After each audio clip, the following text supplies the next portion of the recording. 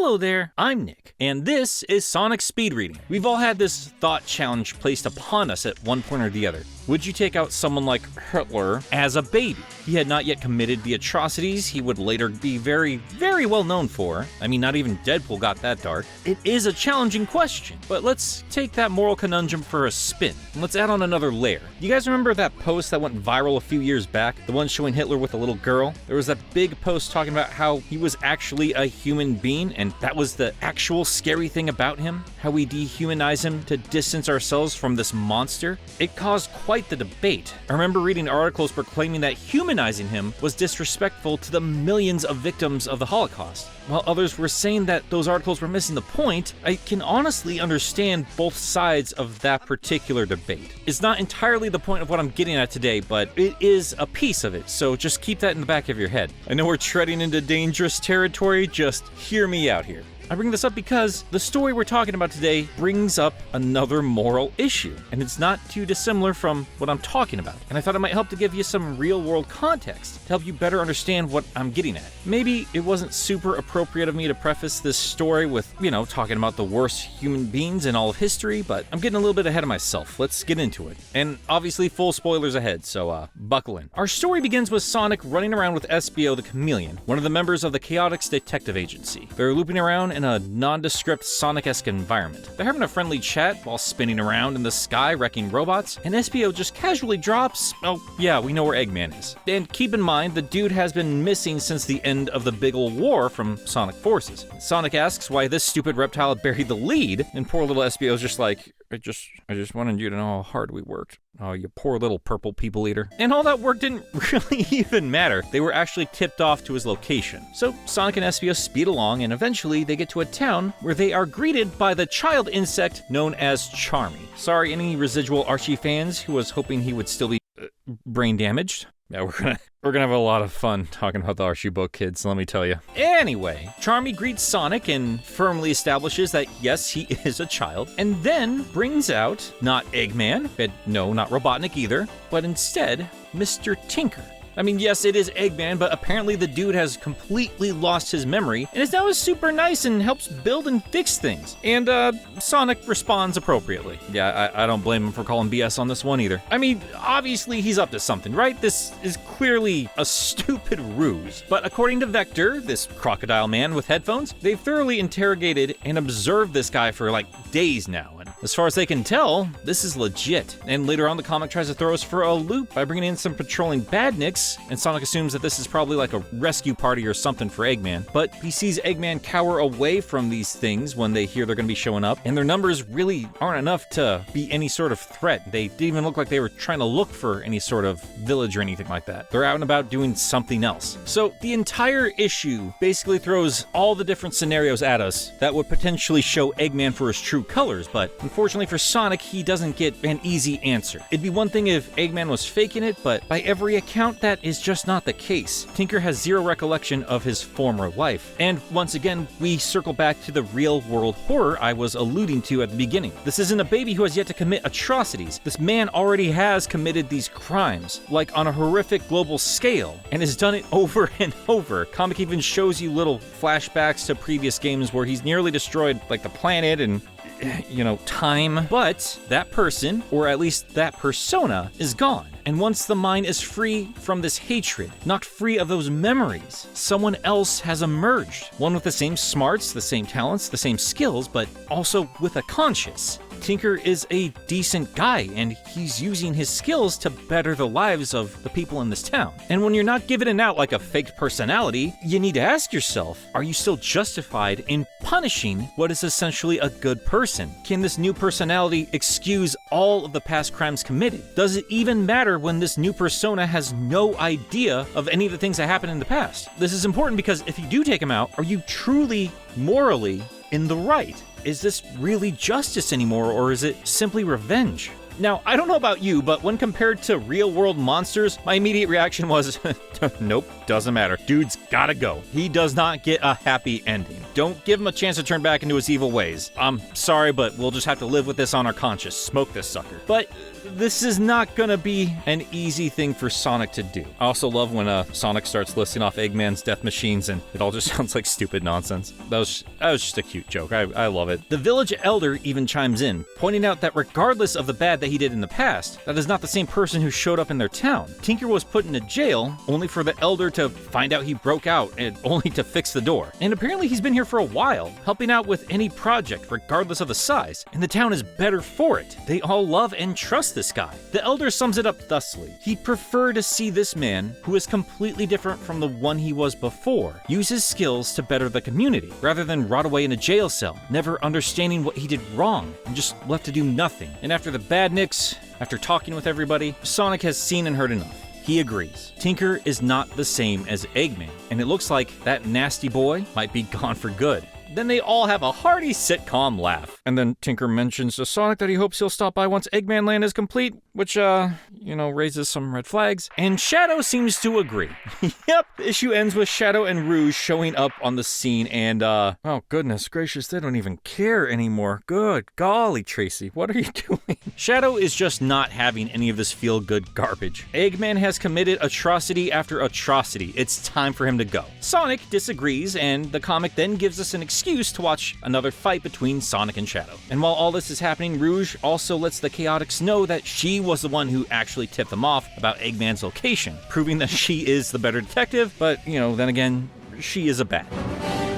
She did this to give the boys enough time to get to town to assess the situation and come to the conclusion that Tinker and Eggman are not the same person. Meanwhile, Sonic and Shadow are, maybe it's fighting, it just looks more like a power walk together to work out their frustrations. And Sonic is actually trying to remind Shadow of all the times Eggy was actually helpful, giving the reader a little more lore to help flesh out the world and remind us more of Sonic game shenanigans. So even if you've not played the games, you do have references to them. But eventually, Sonic trips over an exposed root and stumbles. And I can't help but wonder how often this happens to Sonic, because that tree just messed up his whole day and the dude was just jogging on the side of a mountain like a few panels ago. I guess that explains the lack of shoelaces anyway. Shadow then uses this opportunity to pin Sonic against the tree, demanding to know how he can even go over easy on the Eggman after everything he's done. Somebody give me a high five for that egg pun. That was good, right? That was good. Sega, hire me for your scripts, man. I got egg jokes for days. So yes, this seems to be what is riling Shadow up. He does not understand why Sonic can be so lenient in this situation when all Eggman has ever tried to do is kill the guy. Oh, Shadow, you do care. I guess Ian is known for dropping hints at relationships after all. Sonic reminds Shadow that he, at one point, also attempted to kill Sonic and destroy the world. I don't know if that's entirely fair to compare the two, especially considering that Eggman has tried over and over again to conquer the world, and for a while he did, and also, again, demolished time. But Shadow sees his point. He was given a second chance. Why shouldn't Tinker? That's probably because Tinker is a completely different identity that came about by amnesia, and Shadow had to make the conscious choice to change his ways, but fine, whatever. The conflict is over, and it dawns on Shadow that Sonic was stalling him from...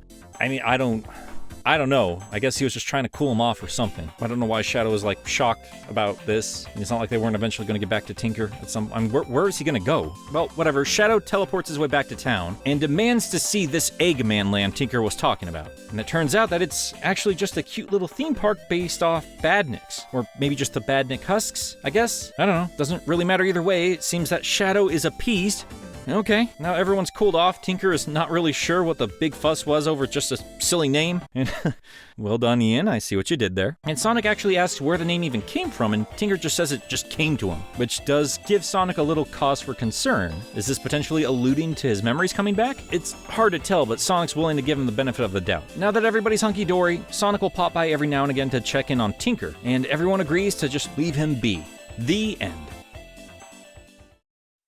Oh, and then it turns out that the actual mastermind behind everything is a different Eggman. Oh, comics, you're so crazy. These cliffhangers are just, so excited. Okay, so let's talk about the Tinker story for now. These two comics did something a little bit different. We still get to see Sonic fighting robots with some more buddies. We get some inkling of their personality and dynamic, as well as some of their abilities when they're investigating the Imperial City looking for signs of Eggman. Rouge is back and once again showing she is playing multiple angles at any given time and always going in for the long con with any situation, but her heart is in the right place. She knew of Eggman's whereabouts long before anybody else, knew that it was only a matter of time before Shadow caught wind, and to help mitigate damage, got the info down the pipeline to the Chaotix, who would then bring it over to Sonic to help give them time to build up a case for Tinker's innocence. I mean, that's kind of convoluted when you think about it, but it's fine. It at least displays what these characters are all about. We also pretty thoroughly define Shadow's role in this comic. While he has grown into his own character, the games have always been a little bit loosey-goosey with his interpretation, especially since, they kind of played out his entire arc in Sonic Adventure 2. And as you will see later on in this comic, fans feel he gets a little bit too Vegeta at times. But for this story specifically, I like this Shadow just fine. Once his arc was completed in the games, there was very little reason for him to fight Sonic, which is a problem when the entire purpose of a Dark Mirror character is to, fight the hero. And I know that statement is going to invite so much ire from Shadow fans, so by all means leave your essays down in the comments. But however you feel about it, that's what his character was designed to be, and, that's what Sega keeps trying to use him for, as sloppily as they do it. And it does become a problem to give an excuse for Sonic and Shadow to fight when they're on the same page. But in this particular case, when you have such an interesting and complicated moral dilemma before you, I feel like this is a good enough excuse as any to have these two fight each other, and they both react appropriately to their character, in my opinion. This comic gives us a challenging issue that brings a lot of morality into question, and I believe both the characters' motivations here are justified.